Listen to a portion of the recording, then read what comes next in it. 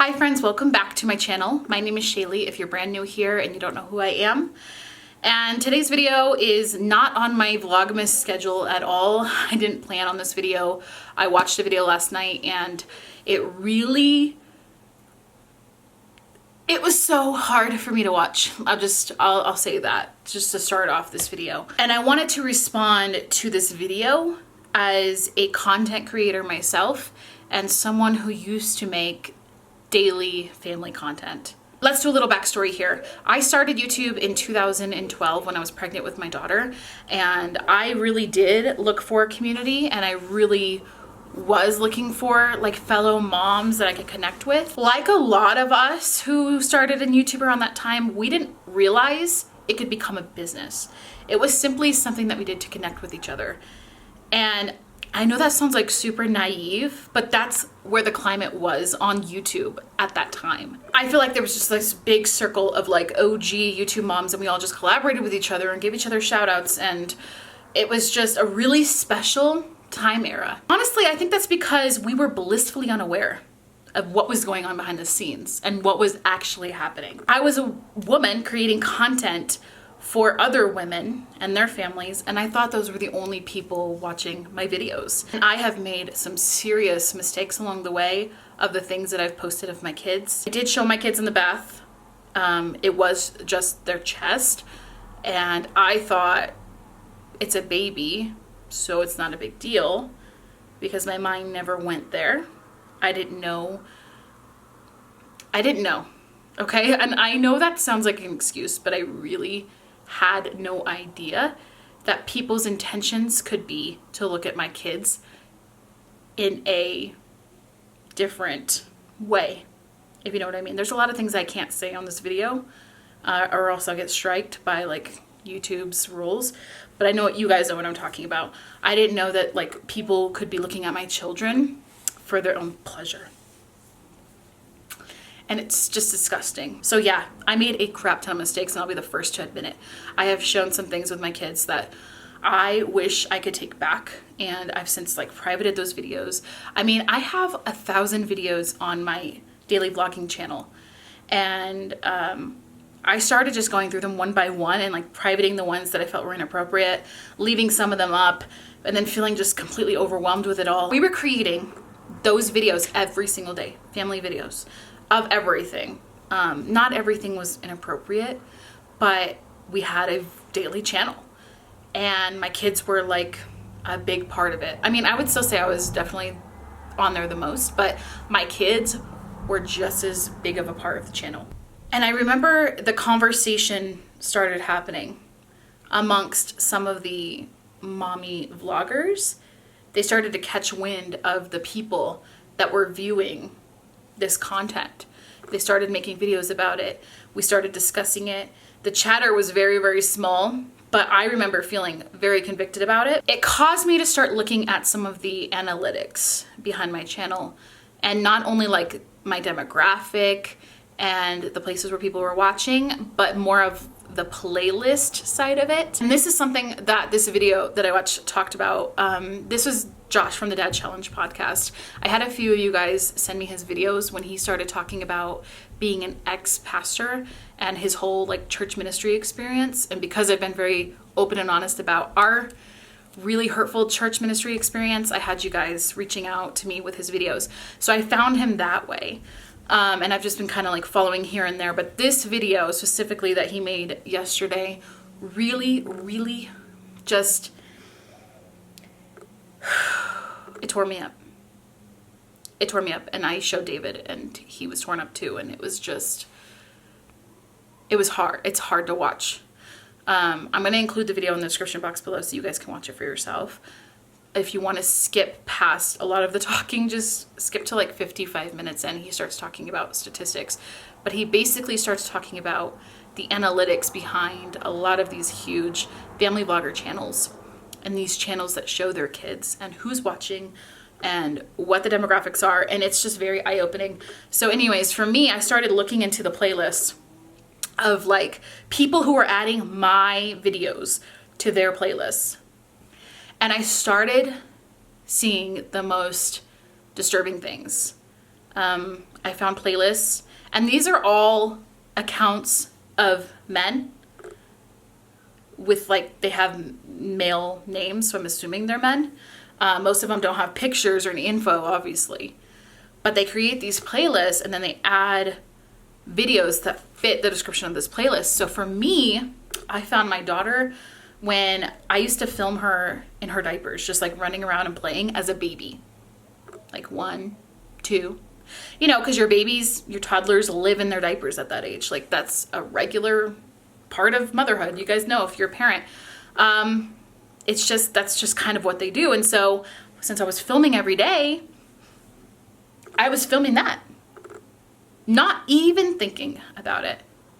And then I started finding my daughter in these playlists, and the playlist would be called like babies in diapers,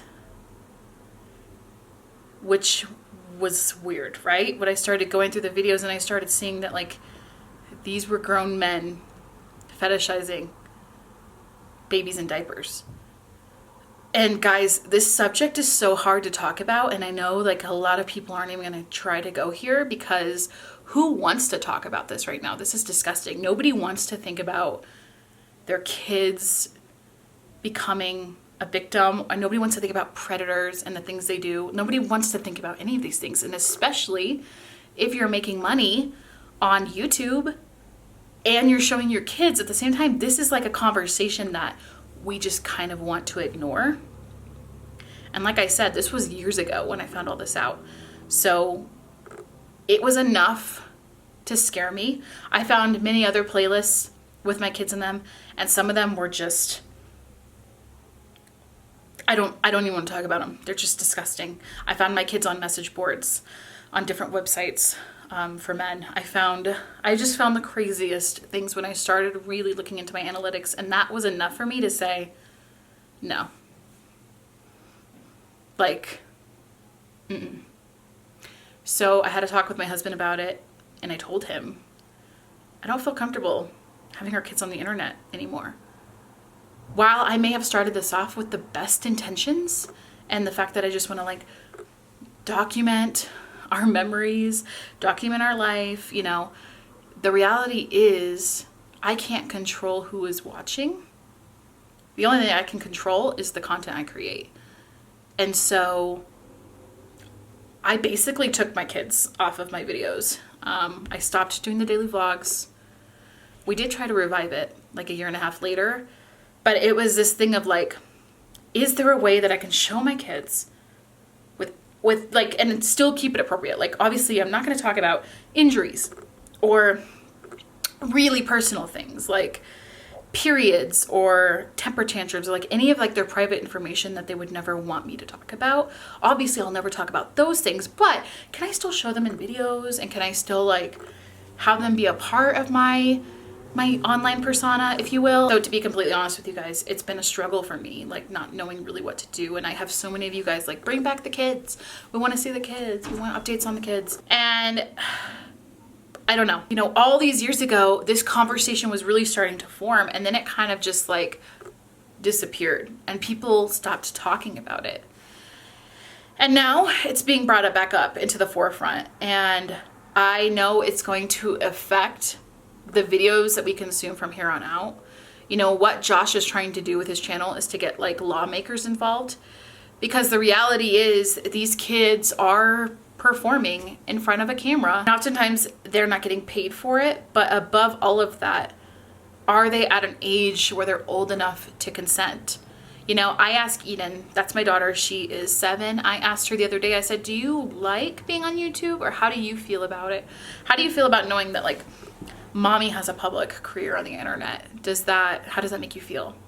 And she was like, oh, I love it. I want to have my own channel one day. Of course I was like, no, just because I know what it's like to have a channel. I see the comments I get on a daily basis, and I would never subject my kid to that, especially at such a young age when they're like in their formative years. If it was something that she wanted to do when she was, you know, a teenager, then maybe we would reconsider at that point. But I just feel like my job as their mom is to protect them.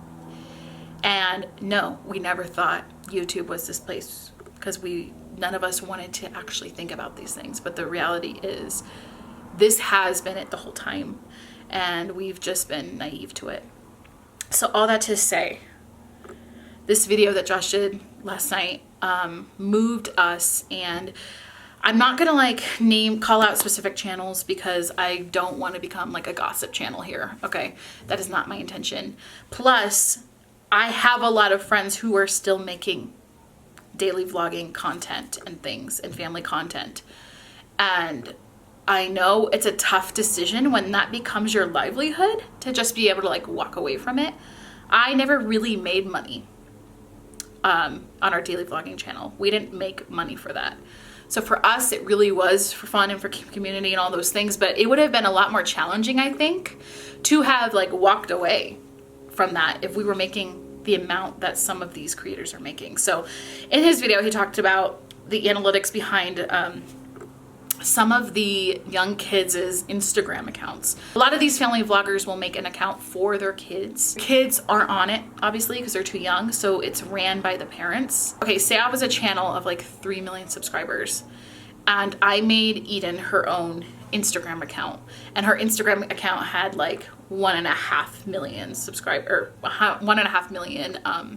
followers. I could then use this platform that has all of these people and use that for branding opportunities as well. So I would have my YouTube channel, my Instagram account, my husband's Instagram account if he was a part of it, my daughter's Instagram account, and all of these different avenues are ways to make money.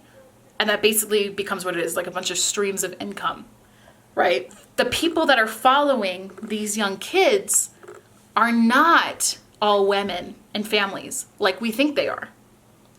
And the reality is, every time I'm about to do a campaign with a brand, I have to send them my analytics first before they'll even work with me, because they have to see all that stuff to know how much they pay me.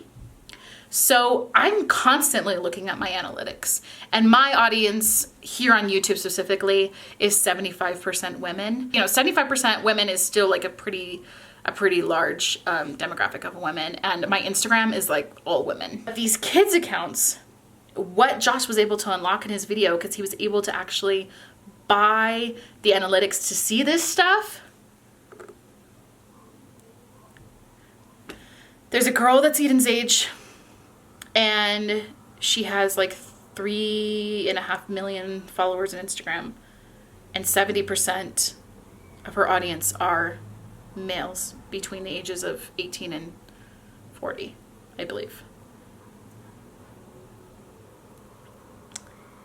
Why are they watching a little girl? Why would a man in his 30s be watching a little girl? I'm telling you guys, this is some really disgusting realities, but it's a reality. And we have to accept that this is happening. We have to talk about it. And so I know I stand alone by talking about this in my community, but that's okay with me, because I am learning every day more and more of the stuff that goes behind the scenes. Like, okay, my kids were in a few playlists in their diapers. My channel has 13,000 subscribers, my daily vlogging channel. 13,000 subscribers, and my kids were still in playlists. So let's think about these channels with 1 million, 2 million, 3 million, 4 million subscribers. How many of those subscribers are men watching your kids for reasons that you're not putting them on the internet? And how many of those people are making playlists from your videos? And the playlists are open to the public. If you search any channel in the search bar and then you just go to the playlist section on the top, you can see these playlists. They're public. And like I said, I can see my playlists from my back office. So all of these channels are able to see this stuff. They know it's happening. I refuse to believe that they're like naive to it happening still, because like I said, this has been a conversation within our community for years. We have known about these things for a while. So we have these parents okay with it, and we have their management okay with it, because all of these large channels are completely run by management. So all of their management knows about it as well.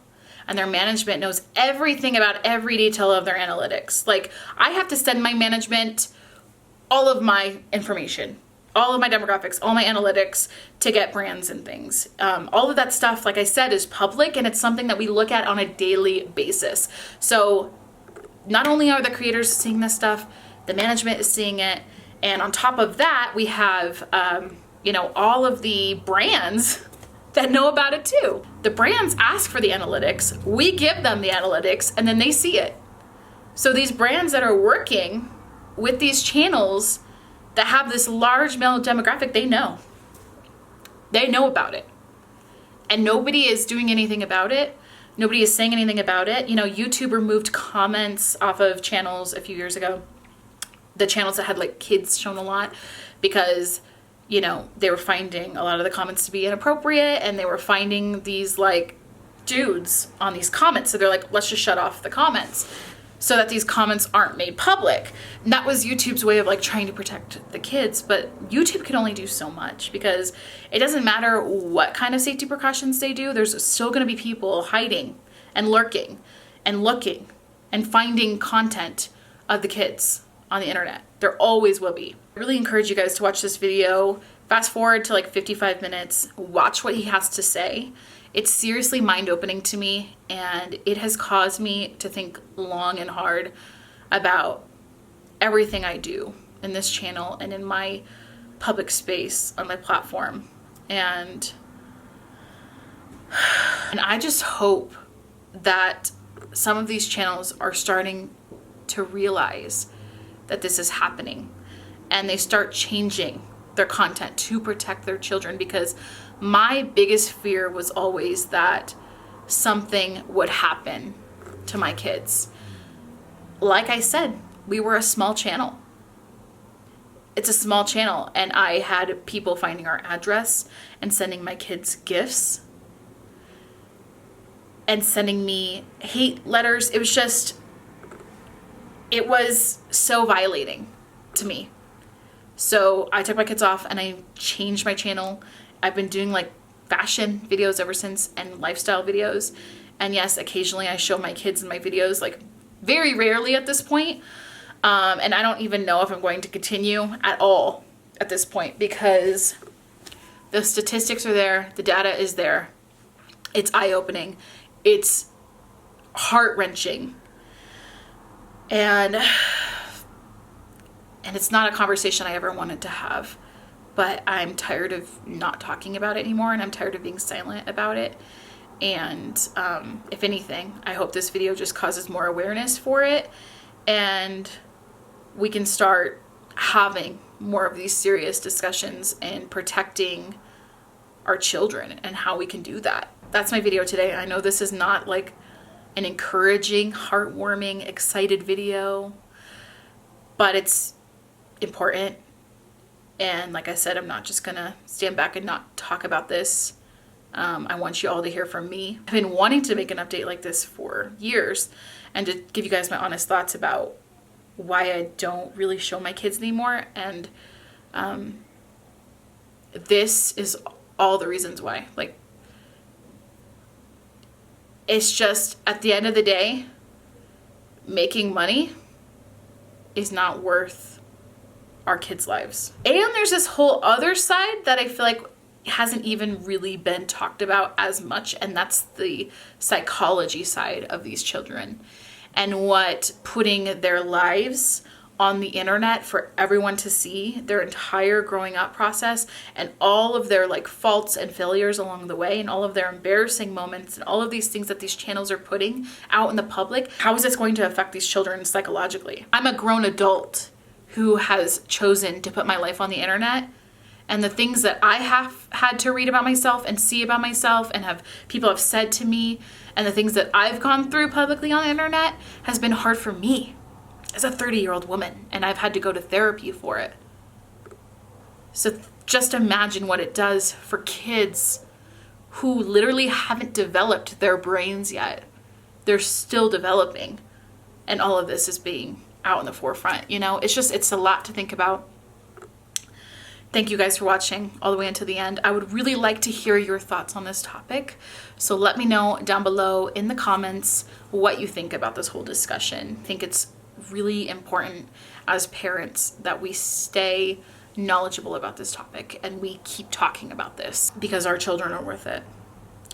So we will see you guys tomorrow for another day of Vlogmas. We're going to resume back to regular content. Love you guys, and I hope you're having an amazing day.